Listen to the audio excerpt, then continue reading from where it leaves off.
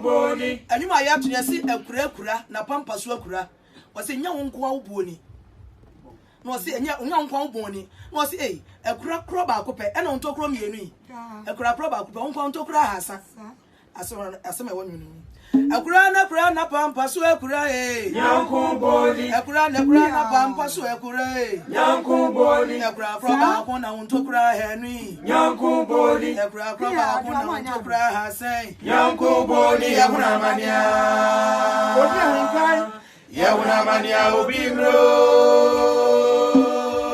ekura na pampa so akura nyanko boni ekura na pampa so akura nyanko boni ekura kro ba ko na ntokro henu nyanko boni ekura kro ba ko na ntokro hasa nyanko boni yakuna mania ubimro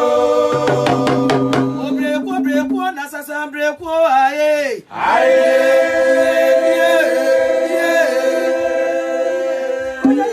Obreko na sasa breko aye Obreko minya kwantana Obema mimi na mwanchia yesi maboy yakuna mania ubimro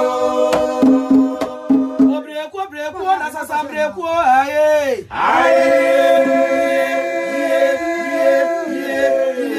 Obreko na sasa breko aye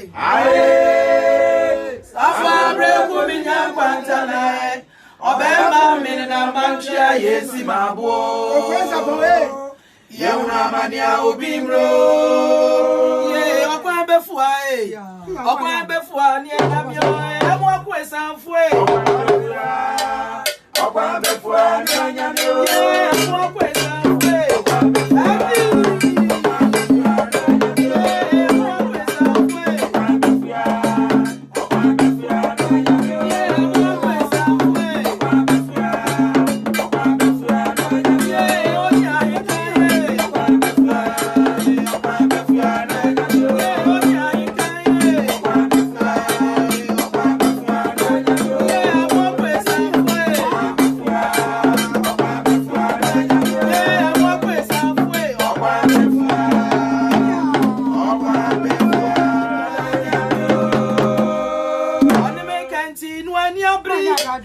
Enyo na me beto no.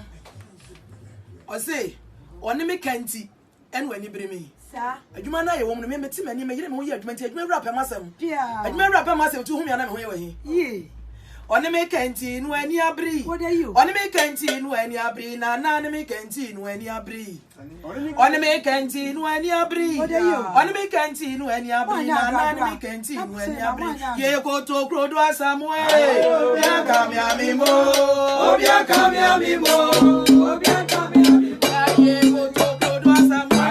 obia kamiamimo obia kamiamimo obia kamiamimo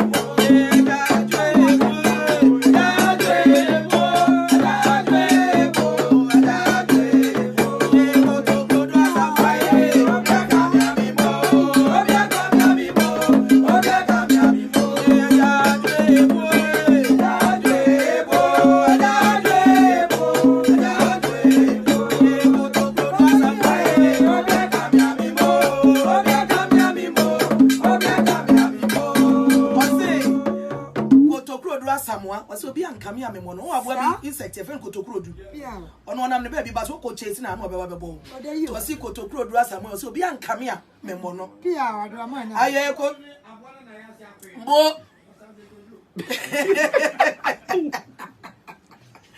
oni me kanti nu ani abri oni me kanti nu ani abri na na ni me kanti nu ani abri ye kotokrodu asamo obi ankame amemo obia kamiamimo obia kamiamimo aye jajwe boy